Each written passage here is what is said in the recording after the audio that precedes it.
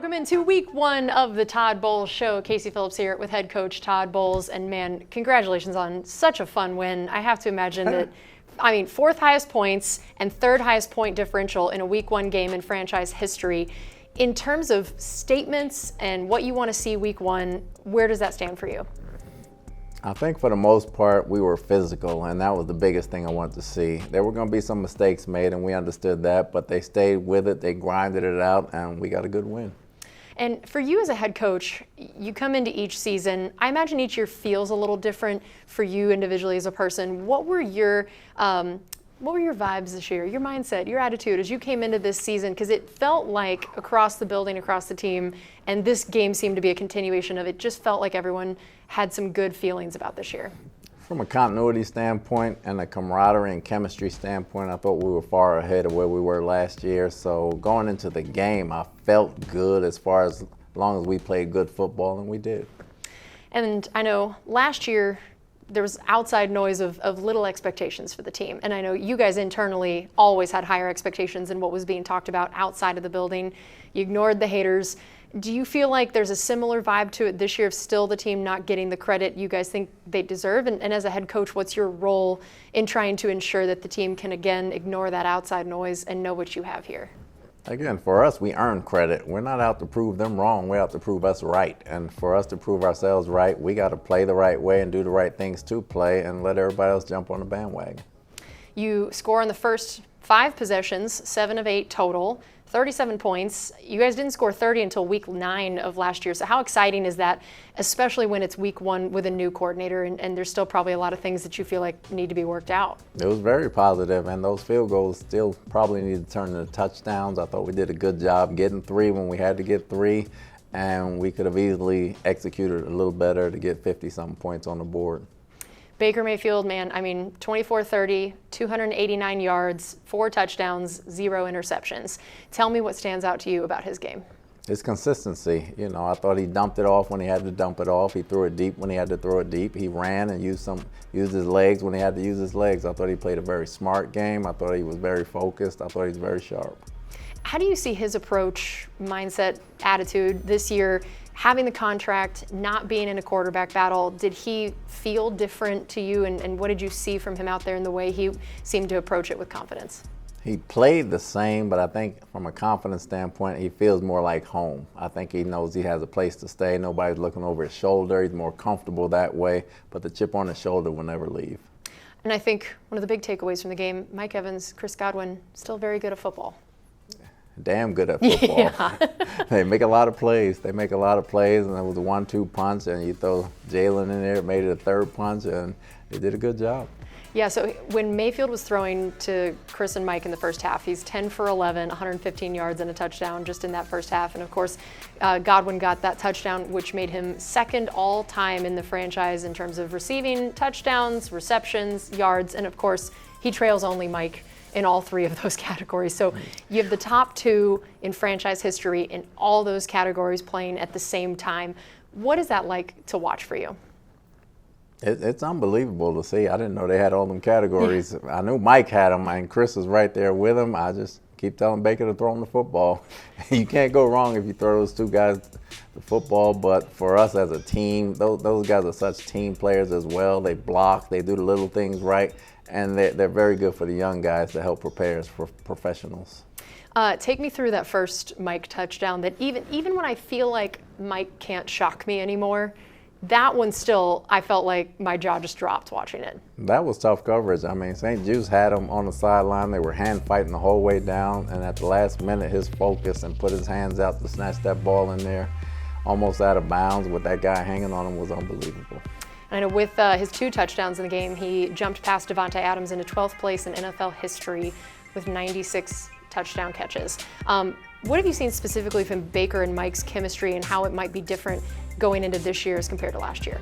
I think Baker has a better feel for when Mike's one-on-one of where to put the ball at. I think they have that chemistry. The eye contact will always be there, but they're starting to understand each other where to put the football at, even when he's covered, whether it's back shoulder, whether it's on top, whether it's inside, whether it's outside. I think they have a good feel for that. And Chris Godwin, is the god of third down, it feels like at this point.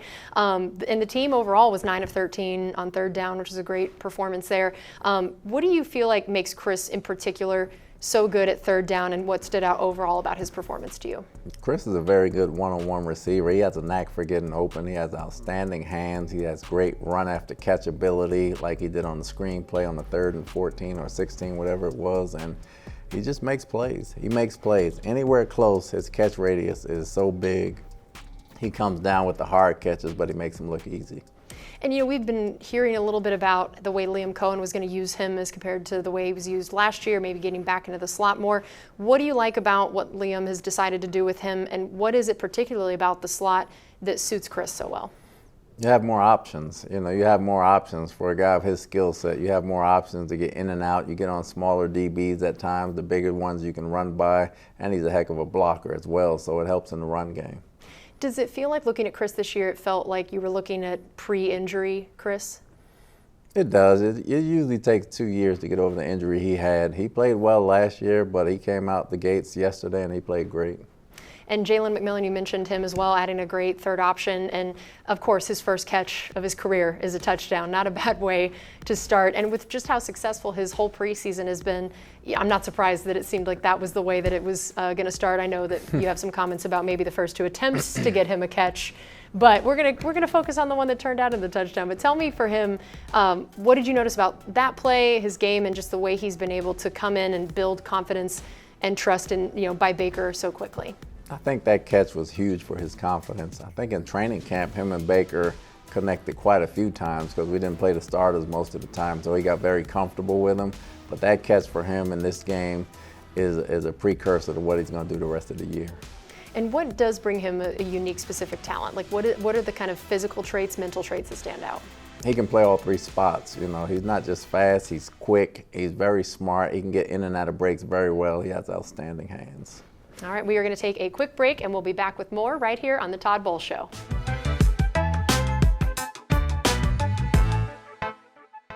Welcome back into the Todd Bowles Show. Casey Phillips here with head coach Todd Bowles. Let's talk a little bit about your offensive line. What did you see from them overall in this first game? As a group, I thought they played well. There were some plays that got through early on, but they cleaned it up. They finished the game with a heck of a drive. They blocked well. I thought they played and they finished blocks, and they played together. Graham Barton's first game. Not the easiest interior D-line to start your career against. How do you feel about that as a head coach? Do you like kind of the idea of sink or swim, throwing him against some of the tougher competition?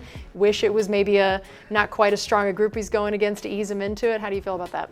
Well, he sank or swam with Vita and Cansey in the whole spring and the entire training camp. So anybody else, it's just what type of sink or swim. So his confidence was high. He played fast. He got on his blocks, and I thought he was sharp. And I know the run game has been a huge point of emphasis for you guys going all the way back through last year. 93 yards between Rashad and Bucky. I know Rashad's average wasn't as high as you guys would hope. Bucky, of course, had a big 31-yard run, so that bumped his average up a lot. But what did you see overall from the run game? I thought it was a great 1-2 punch. Rashad helped us a lot in the passing game. Bucky got in late, helped us in the run game. Early in the game, it's going to be hard sledding against the run and stopping the run because they're predicated to stop it early on. Once the game opens up and you get in the 3rd and 4th quarter and you wear them down some with the passes with Mike and Chris, obviously the run game opened up and Bucky was in there. He did a heck of a job. In your mind, what is kind of the ideal use of having 2 running backs and how their skill sets look? What are the ways that you feel like is kind of if everything goes according to plan, the ideal way to use them? Rashad's bigger, obviously. You try to wear him down some, and you try to pop some through the hole with Bucky because he's a little quicker that way. But Rashad has outstanding hands, and he's a great receiver as well as Bucky is. But Rashad's probably bigger for pass protection. So whoever has the hot hand in there, we're going to go with, and it's great to add 2 of them. What do you see as Bucky's potential and what you remember about even as you guys were scouting him and bringing him in here of what excited you about him? He always made the first guy miss. Even in college, that first guy is not tackling him. He's very sudden in the hole. He can see to the side and make quick cuts while he's going full speed. And take us through his 31-yard run. What did you see on that play? Oh, that hole was big. I could have ran through that one, but Bucky's a lot faster than I am, and he can see it, and once he gets out in the open, he can move. And speaking of being able to move, Jaden Daniels, that guy is a very mobile quarterback and rushed for 88 yards. It seemed like at times he was kind of their whole offense was him just using his legs and trying to scramble. So what do you feel like you learned about trying to stop a quarterback like him and what you learned about your defense in that sense? Well, better him beat us with his legs than his arm. It takes about 3 seconds to score a touchdown. It takes longer than that to run. With the guys down inside, I thought we were playing to run well. He got out the pocket a few times. We lost contain or we misfit one of the lanes. And he's a heck of a quarterback. That's why he got drafted so high, and he's going to be a great quarterback down the road. We held him down in the pass game for the most part to the last drive. And, a quarterback that has to run in this league is not going to beat you with his feet. He's going to beat you with his arm. And I know that, of course, you were also trying to face him with a depleted defensive front a little bit, especially that defensive line very banged up. Take us through how you feel like your defensive front played, considering you were missing several guys. I thought they played well in the run game. I really did. They did a good job coming in. All three of them did a good job coming in playing. Will did a good job starting the ball game for us. He's a warrior, and the pass rush, we got to hold down some. We had to mush rush them some because we were injured in the secondary as well. So you had to help out one place, rob Peter to pay Paul, so to speak, and that's kind of how the game went. And tell us a little bit about the timeline for you, even as a coach, preparing when not only is Kalijah out, but out so late in the week that you already knew you were going to be without Logan Hall. Then you find out late in the week you're without Kalijah. What does that do for you from a preparation standpoint? It deflates me. Yeah. It deflates me, then you regroup and you go back. Like I said, you make this team for a reason.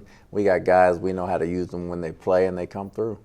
And how do you feel about the depth of the defensive line now, getting a chance to watch a game without those guys in there, and who are some of the guys that you feel like, depending on what happens with them moving forward, who might step up? I think it's severely being tested. I think Gaines stepped up and played the 3 technique, which he's normally a nose, which did a very good job. Brewer came up from the practice squad as well as Mike Green. Mike has played in games for us a year ago. Brewer had a heck of a training camp, so we were confident in him, and still we kind of threw him in on the fly, so he got some plays in as well. So I just look for those guys to get better. All right, we have plenty more coming up here on the Todd Bowles Show. We'll be right back.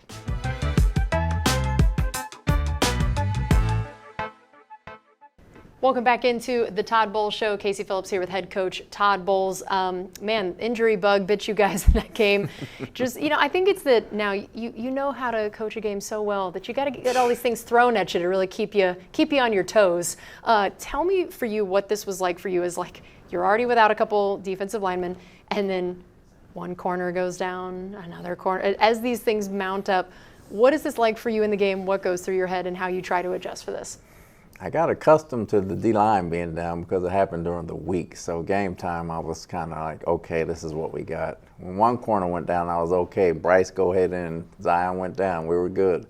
Bryce went down and Hayes went down. I was like, we're out of corner. We're out. So, and then my first thought was, okay, Izzy played nickel, so he's done some corner-ish type of thing. Corner-ish. Izzy. Can we put that on the roster as corner-ish in the depth chart? And I said, safeties, you got to talk to him every play, and we tried to put calls in that he knew that kind of was familiar with the nickel role, but playing outside, and he made some plays. And Izzy is one person that will be out there playing football no matter what. He's very feisty, he's very tough, and he's going to compete.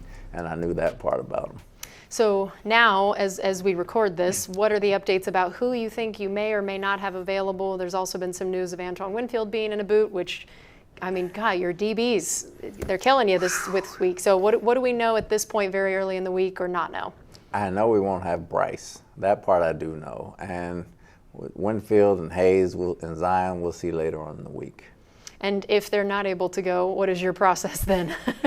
Am I getting a call? I'm going to call Dan Campbell, tell him to just go heavy personnel so we can just play all the big guys and we'll just play the game that way. We'll go back in time to just everyone runs the ball and that's all we're doing. I know even with all those injuries, you were still really successful in stopping Terry McLaurin, which that's a talented guy you've said a lot of good things about. How do you feel like you were able to manage that? No, we paid attention to him. I mean, we thought that was more dangerous than the quarterback running. So him hurting us getting over the top would have put more points on the board for him. So we kind of took attention to him and laid off the quarterback a little bit, and he got out a few times. And your inside linebacker group, tell me about how they played this first game where the season is KJ Britt's your starting guy going in. We also saw Servassier Dennis getting some reps maybe on third down type throwing packages. So what did you see from those main trio of inside linebackers? I thought they played well for the most part. I thought we missed 2 or 3 tackles that let them out a couple times. They had 2 passes that got over 50 yards, and they were 5-yard checkdowns, so we got to do better there. But the communication is 1 or 2 areas we got to clean up. But they played well, and Servassier got a sack. Levante had a bunch of tackles. KJ had a bunch of tackles. We just got to clean up the small things, and that comes with playing a full game as opposed to playing a few plays in preseason, and I think they'll settle down. And then Joe Tryon-Shoyinka got a sack fumble out there. What have you seen from him in that first game, and just your expectations and hopes for him now, especially that the team doesn't have Shaq, and he's one of the elder statesmen now of that room, essentially? Joe's very talented. We ask him to do a lot of things, from rushing to dropping to covering to picking to spying the quarterback. He does a lot of things for us. He did a lot of things yesterday. The sack was great. He had some tackles as well. He played strong at the point, and probably due to his haircut. That's what it is. Rashad, we had a bunch of guys all deciding, was it just that they wanted a little bit closer to the Todd Bowles look? Was that what it was? Always imitated, never duplicated. That's exactly right. That is very true. All right, we're going to take a quick break. We'll be back with one more segment here on the Todd Bowles Show.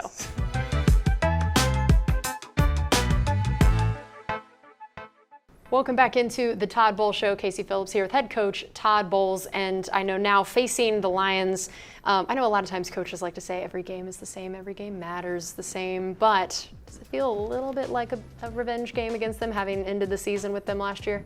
No, it doesn't. I mean, it's week 2. It's week 2. They're a different team and we're a different team. We have a lot of new guys.